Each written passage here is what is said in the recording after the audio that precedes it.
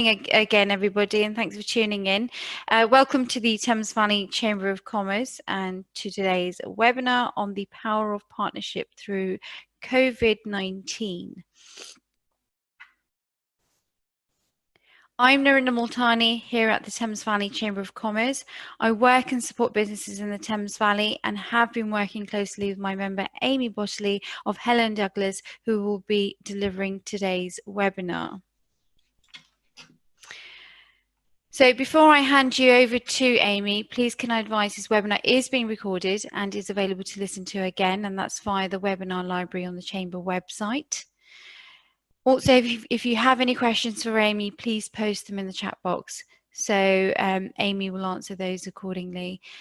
So over to Amy, who will introduce herself and commence with today's webinar. So thank you, Amy. Thanks, Narinda. Hello, everyone. Thank you so much for attending this webinar on the power of partnership through COVID-19. So as Narinda just said, my name's Amy. I'm the Corporate Partnerships Manager at Helen Douglas House. I've been working corporate partnerships for just over 2 years, but I've been at Helen Douglas House for 9 months, 3 of which have been very interesting through COVID-19.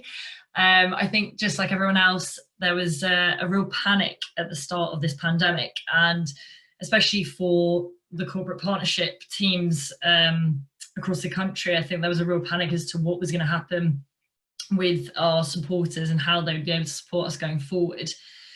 And I think really this experience has not only really shown me the resilience of the business community, but also the skills that you can learn through this kind of experience. So the way that we've adapted in our partnerships and actually how people have partnered in order to be each other's survival strategy. So companies and charities coming together to help each other through this. So it has been a really, really incredible experience, other than it being quite a difficult time as well. So I really want to talk about, let's try and get the next. Oh, does that work? Hope everyone can see that. I'm just trying to. I'll just put it back on full screen. There you go. Thanks, Narinda. That's it. So I kind of wanted to talk about purpose-driven business, because these are sort of companies that we tend to work with in corporate partnerships at charities. And by purpose-driven, this is a buzzword that a lot of people hear nowadays. It's companies that look beyond their product and services and look at how their organization is affecting the lives of their employees, their consumers, and the world around them. So they are usually companies that look at their sort of existence and what is their purpose of existing, and they usually have these very strong, powerful either mission statements that say what they see their company as, and it's usually quite an emotionally drawing statement. And I've taken this quote from an article which is Larry Fink, the CEO of BlackRock, which is society is demanding that companies, both public and private, serve a social purpose. To prosper over time, every company must not only deliver financial performance, but also show how it works, makes a positive contribution to society. So I think that's a really kind of accurate way of how businesses are starting to change the way that they're working to make sure that they are at the forefront of their consumers' minds and also those who are looking for jobs. Just a quick question, Amy. Are you finding or hearing of partnerships that companies have developed across their network are providing the smaller businesses with the support and resources they need? Yeah, so I've heard of quite a few small businesses who have been struggling with customer engagement and staff engagement, and through their charity partnerships. So I think a lot of them struggle with knowing how to financially sort of be a part of a partnership, but through COVID-19, I think charities and companies have worked on actually, let's just work together to try and engage our consumers through maybe competitions or campaigns, not necessarily just focusing on raising money. Of course, that is what all companies and charities want, but yeah, I think what I've seen in those small businesses is they're doing competitions and campaigns together to kind of really bring together the consumers and target audiences so that they're still at the forefront of people's minds. So does that answer the question? Yeah, perfect. Thank you. Cool. I'll try and do it again. I can't see the arrows, Narinder. I don't know whether. Oh, there you go. Is that okay? Yeah. Yeah. So I just wanted to sort of give some examples of purpose-driven businesses, and these are 3 that really come to mind for me of the bigger businesses. And I am a consumer of these three businesses. So first with Sweaty Betty, I think it's that I trust that they make products that are responsibly sourced, materials responsibly sourced, but also they are very much about women, empowering women, like they say in their statement. And I think I feel very trusted that I'm being looked after as one of their customers. In the middle, they've got Cano Water. This company was a result of the war on plastic. They've come up with a aluminium can for water rather than plastic bottles. And as most people know, aluminium is much easier to recycle and reuse. So their statement is a solution to plastic pollution, a little bit of rhyming there. And then you've got Waitrose, who I've actually been a partner of, so have my 2 siblings. So I can definitely vouch that they are a very caring company to work for. And as a consumer also, I think they make it very easy for you to feel like you're buying sustainably, that you're buying fresh, good quality food. And yeah, you just I think they were one of the first supermarkets in the country to really look at how they could reduce plastic in stores. So, they're one of the most purpose-driven businesses in the country. So why do purpose-driven companies exist, and why are they the future? So the main reason is that the internet has given us unlimited access to the world, and therefore we are much more aware of the effect that we have as a consumer on the rest of the world.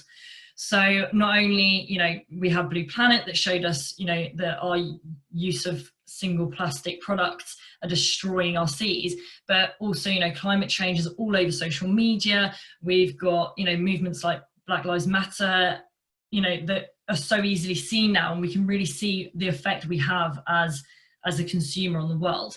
And so we tend to now very much look at companies who are doing something about the negative effect they might have on the world. So looking at how they can reduce their plastic, how they can help with climate change, but also how they can help their local communities with things like homelessness and hunger. So this is really why these purpose-driven companies are coming to the forefront of customers' minds. And another reason why purpose-driven companies are doing so well is because of millennials. So I am a millennial, I'm 30 years old. Millennials, I think, are between 23 and 38 years of age. So, they're now making up a good number of the workforce.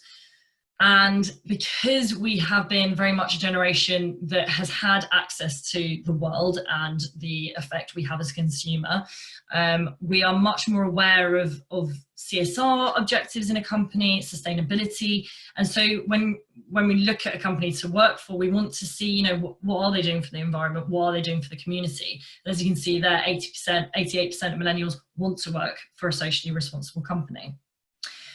And then the other statistic there is 71% of millennials pay more if some of the profit goes to charity. This statistic did make me laugh because, and I'm going to show you an example, I have done this very recently. So I started doing yoga about 6 months ago, and I bought a cheap yoga mat just to sort of see if I even liked doing yoga, and recently thought I really need a good quality mat. So started looking at some companies, and I saw Yogi Bear and Life for Me.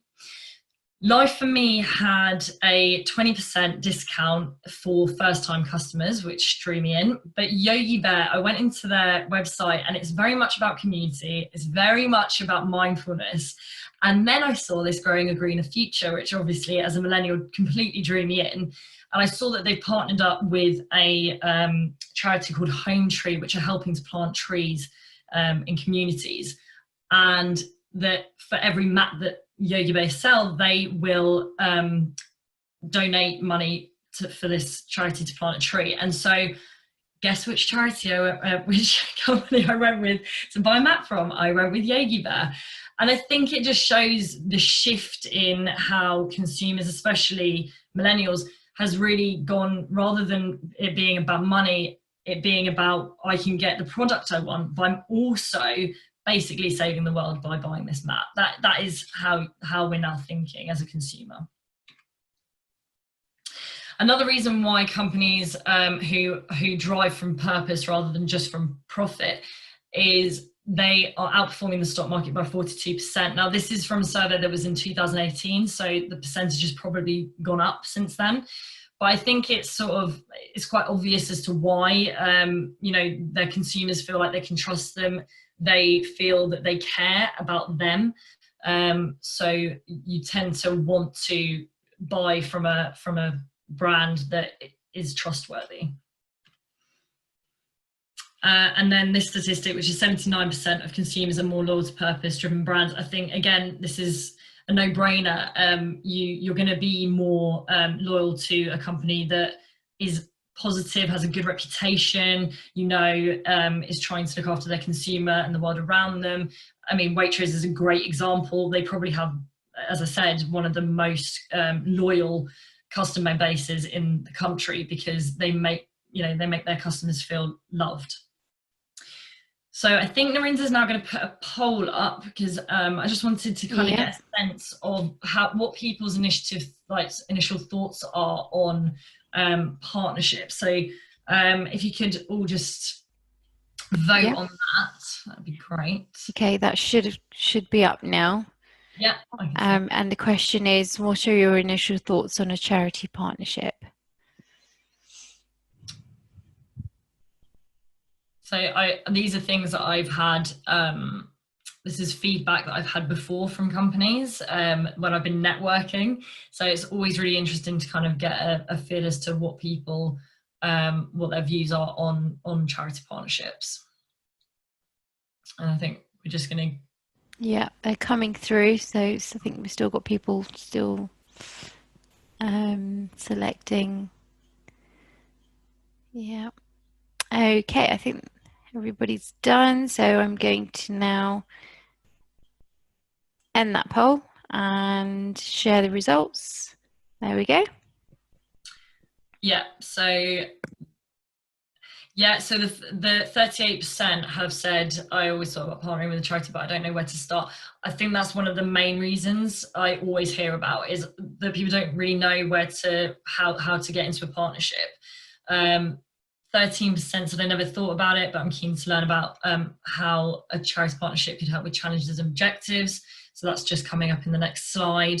I thought charity partnerships could only benefit larger organisations. This for sure is a thing that's changing. Yes, I think you see those larger organisations and their partnerships because they can afford things like adverts to be on TV.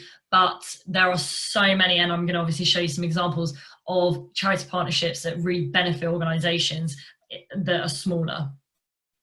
And then 1% have said other. So for the person who said other, it would be really interesting for you to put it into the chat as to what your initial thought is. But yeah, I just think that's really interesting, because, and I'm going to give some tips at the end as to where to start as well. So thank you so much for doing that. It's really interesting. So the next bit, oh, it's not going to work, is it? Or is it going to delay? It should work. Sorry, there can be a bit of a delay. Let me just give you back the remote control. Well, you had it anyway, so I don't know why it's just... Try that now, Amy. I don't want to click too many times just in case it starts going mad. Yeah. Try again. Okay, so can I just remind the listeners that this webinar is being recorded, and if you want to listen to it again, or if you want to share it with your network, then it is available on the Chamber webinar library. So you just need to log into or just go into the Chamber website and select webinar library, so you don't need to be logged in, so anybody can access that. And also, if you've got any questions for Amy, then please do post them in the chat box and she'll answer those for you. And yeah, so we do have a question actually, Magda. So hi Magda, I'm from a charity and we're always happy for partnerships here, hence okay. other. No, she's from a charity, so yeah. Yeah. No, that's fine, that's good. Magda's my member, so yeah, so great to see that from Magda. Okay, it's not doing it for me. Okay, I can see the okay, I've moved it for you, so we're on the next slide. Thank you. So benefits of partnership. So of course, as people like Magda will know, there's lots of different types of partnership, and depending on what the challenges and objectives are of the business and what the objectives and challenges of the charity, depends on, you know, what the benefits are. So sometimes it's to increase brand value and financial performance. One of the great examples here is, again, I know it's a big business, but Cadbury's last year launched a campaign with Age UK where they removed all the wording from the front of their very famous purple chocolate bar and said that they were going to donate the words to Age UK. And it was incredible. I mean, it was all over social media, it was all over the newspapers. You could, when you walked into the supermarket, you instantly saw it. It's a very sort of very engaging thing to do. And of course, as a result, they saw, you know, an incredible amount of money come in because of it. And a lot of money was then donated to Age UK. So that was a really successful campaign for Cadbury's, because at the time, especially last year, the whole, you know, this war on sugar and sugar being awful, don't feed your kids chocolate.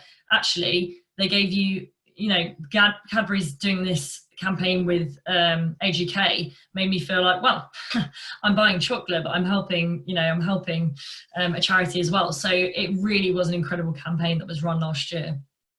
Another benefit is association with helping a social problem. So with companies, it's always quite good to link with a charity that has a similar purpose. So for example, if you're in a catering company, it's always good to partner with a charity that helps with hunger. If you are in a hotel business, it might be good to team up with a homelessness charity, something that you can really work on together to help with the social problem. Customer loyalty, we've already talked about this with Waitrose and engagement. I think with things like campaigns like Cadbury's, that is such an incredibly powerful thing to do. And I think challenges that a lot of companies find is that customer engagement can sometimes lessen over time. And so a partnership with a charity and running a campaign can really relight that engagement with your customers. And then, like we spoke about a bit earlier, attracting, retaining the best talent. So not only attracting those millennials who are coming out with those new skills in university, but also you want to retain your talent. So working with the charity partnership can very often, or more than likely, offer things like volunteering days, team building events. A lot of companies can go into the business and help with issues. So for example, Mind when they partner with a company, it's usually with a company that are finding it quite hard to talk to their employees about mindfulness and making sure that they are, you know, looking after their mental health. So Mind will go into companies and talk to the employees about mindfulness, which is an incredibly powerful partnership to have. Okay, we do have a question here from Claudia. So yeah. Amy, would you recommend a newly started business to some funding for a charity? Or is it something you need more established customers first? No, I think I've seen quite a few new businesses go into partnership with with charities. So they don't necessarily have to even help fund from their pockets. They can maybe do a competition. So if you're a new company, say, let me try and think of an example. So if you were doing a new smoothie company, you could do a competition through, I'm trying to think of a good competition to do, but you could do a competition that then, generates interest to your business. that also could generate money for the charity. So it's for smaller businesses who are trying to start up. I think it's a really powerful thing to partner with a charity, because straight away you're seen as a purpose-driven company, but also that customer engagement comes in. They'll probably know the charity that you're supporting over your business, and over time I think word of mouth is really strong, and people will sort of know your company through the charity, and then you'll start to build your reputation. So I think for smaller businesses and startup businesses, it can be a really powerful tool. I think Great, that thanks. answers the question. Sorry. Sorry. Oh, there you go. Cool. So there's just some examples I wanted to show of partnership successes and the powerful partnerships through COVID-19. And I wanted to start off by an example through Helen Douglas House. So as I said, at the start of this pandemic, it was panic stations and really worried about how we were going to engage with corporate supporters, whether they're even going to be able to support us. And we approached a few companies, and one of the companies that's partnered with us is Ravensburger, who are a toy manufacturer, and they are obviously wanting to get their brand noticed by customers and be at the forefront of people's minds. So what they've done is they've worked with our play therapist to identify products they have that can help our families, our most isolated families, to find playful moments at home. Because as you can imagine, Helen Douglas House families are at home, they're shielding, they've probably got siblings they're looking after, they're cleaning, they're working from home, they're probably losing play. And so Ravensburger are helping those families to find playful moments. And they're also getting their brand in over 50 households, which of course is great for them. It's great to see the story that Helen and Douglas have posted for the work they've done and how they've supported Emma and her family. So listeners, you can have a read of that on the Chamber website under featured news. So thank you for posting that. And it's great to see, you know, all the hard work you're doing and helping companies, especially in this current situation that we're in. So yeah. Yeah, it's amazing. It's something that we really, I really didn't think would happen. So it's something amazing that's come out of COVID-19. And as I was about to say, we're going to do a competition as well to help engage their customers and our supporters. So I'm excited to do that as well. Another example that I've seen during COVID-19 is, so this company is actually called HugRug, but obviously during COVID-19 they're called Hug at Home. So when you go onto their website, the landing page shows that they sell these mats, and they give 10% of the profits from the sale of those mats to those charities. But during COVID-19 specifically, in the first 2 weeks of April, they obviously had a challenge with, you know, they didn't want to lose engagement with their customers. So they were thinking, well, you know, how can we engage our customers? What challenges are they probably facing right now? And they thought, well, there are a lot of families out there that are probably bored. They're probably really struggling with things to do at home. Let's do a competition. And so they launched this competition, which was to ask families to design a mat. And the winning family, so Bella there, won, and her family won a £100 voucher from HugRug. They got a free mat, but also the company is now selling those mats. And when people buy it, the profits from the sale of that mat go to the NHS. So HugRug are now positioning themselves as someone that not only helped families during COVID-19 with engaging with their children, they also are helping the NHS, who are obviously at the forefront of our minds. So they really have done an incredible thing. And they're an SME. I think they've got maybe 100 people in their company. And then this is a small company in Kidlington, which are doing an incredible initiative.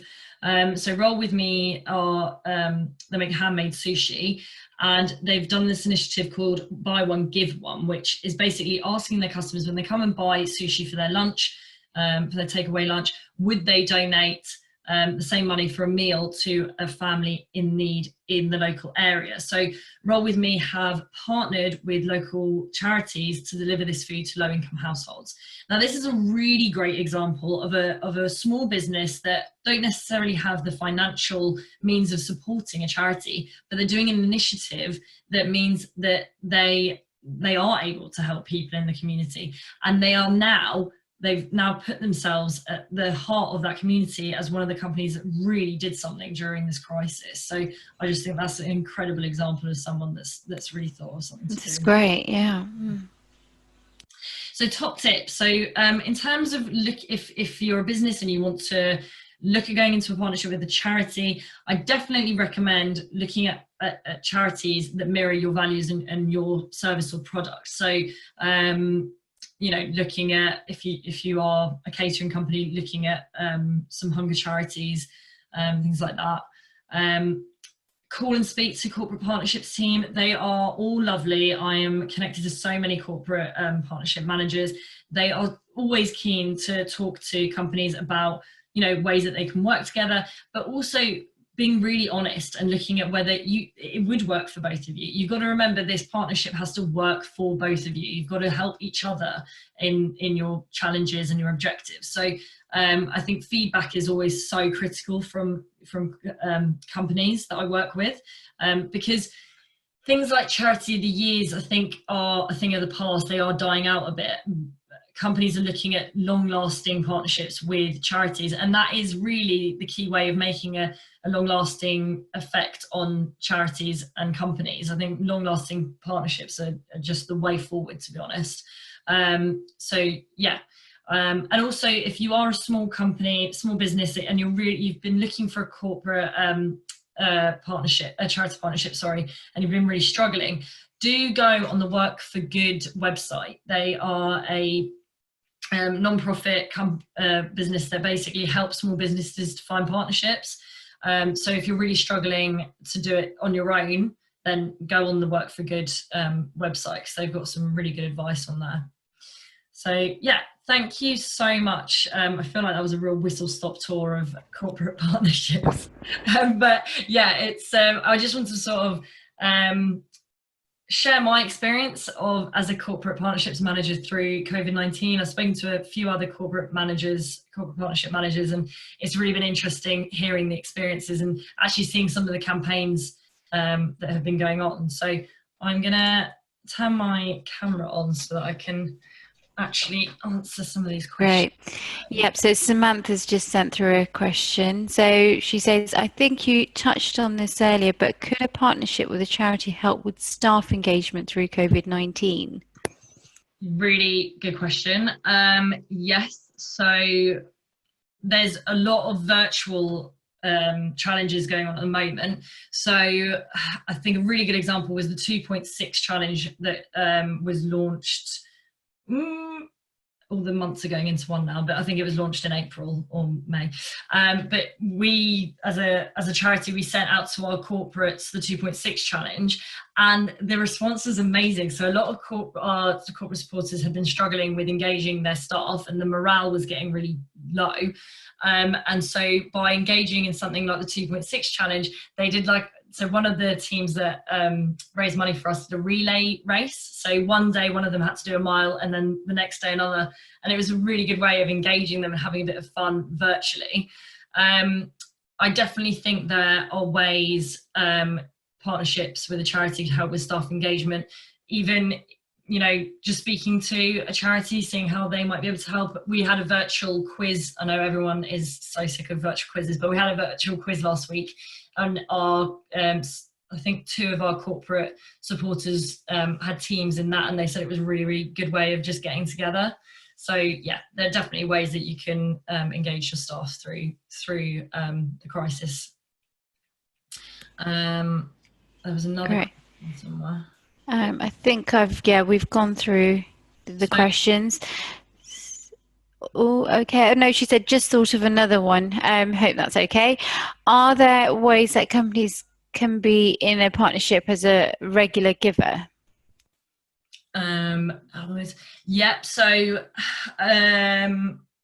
we've actually launched something recently called the corporate patron. To become a corporate patron. So quite a few charities do this. I've seen, I think Sobel's done something similar as well, but at Helen Douglas House we've got something called corporate patron. So it's a way of companies giving regularly. So it starts from £100 as a bronze patron up to diamond, and in return you get things like we help with staff engagement, volunteering days, free places in our events, and also when the events are back on, free places at the event. So yeah, there's definitely ways that companies can be a regular giver with charities. I know that there are a fair few companies that are now charities that are now offering that. So yeah, definitely. And then I'm just going to read this from Ross Wilson. 90% plus of businesses in the UK are SMEs. I've seen amazing examples of SMEs committing to charity initiatives, especially at this difficult time for many. What percentage of a business budget should be allocated to charity initiatives? What percentage of a business budget should be allocated to charity? I mean,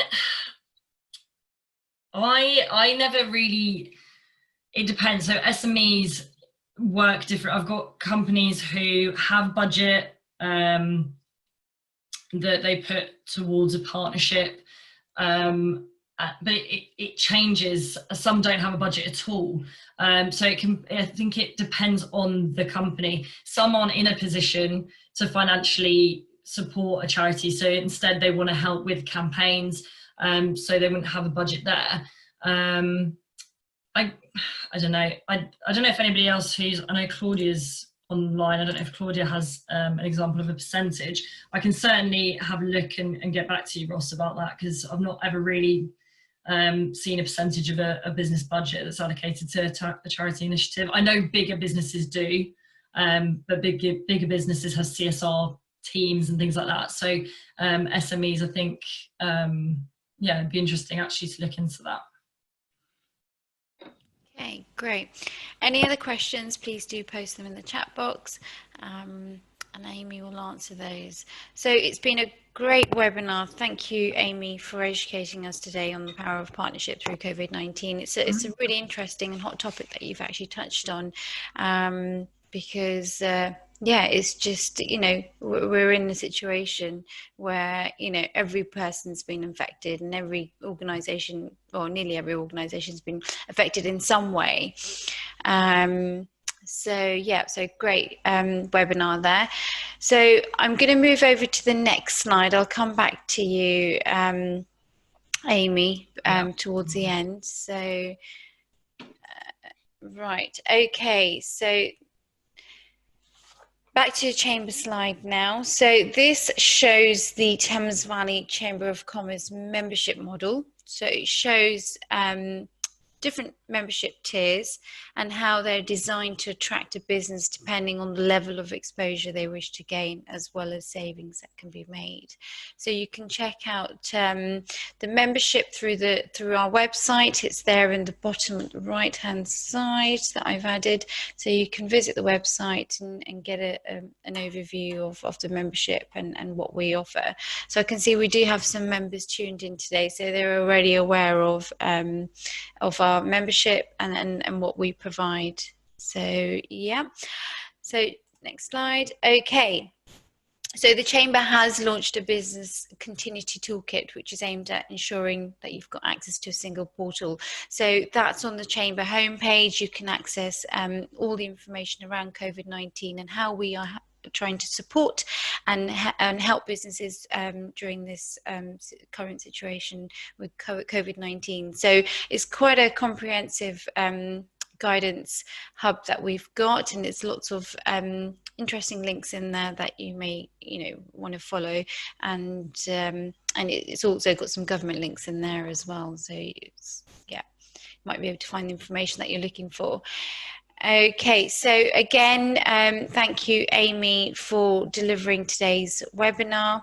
Again, you've touched on an interesting topic. It's been very engaging, and basically it's just the way the world is reacting to the COVID-19 pandemic, which is the power of partnership. So the power of partnership has never been more important than ever that I've heard. So if you do have any questions, You can contact Amy, that's her telephone number there. I've also shared her email address. You can connect with her on LinkedIn. And Amy, your LinkedIn, do you want to just share that with everybody? Yeah, let me try. But yeah, thank you for the opportunity to present the webinar. It's been really great. So thank you. It's okay. All right, I'm just trying to find the link. Here we go. Yeah, so there's my. There you go. Excellent. Great, thank you so much, Narinda. It's been brilliant. So fantastic, great. So yeah, so do link with Amy on LinkedIn and see, you know, the work they're doing. They're doing some great work. They're sharing some great stories with us, and yeah, well, it's great working with you as a member. So thank you very much. yeah, thanks, Narinda. Okay, all right then. Thank you. Bye, everybody. Bye, everyone. See ya. See you.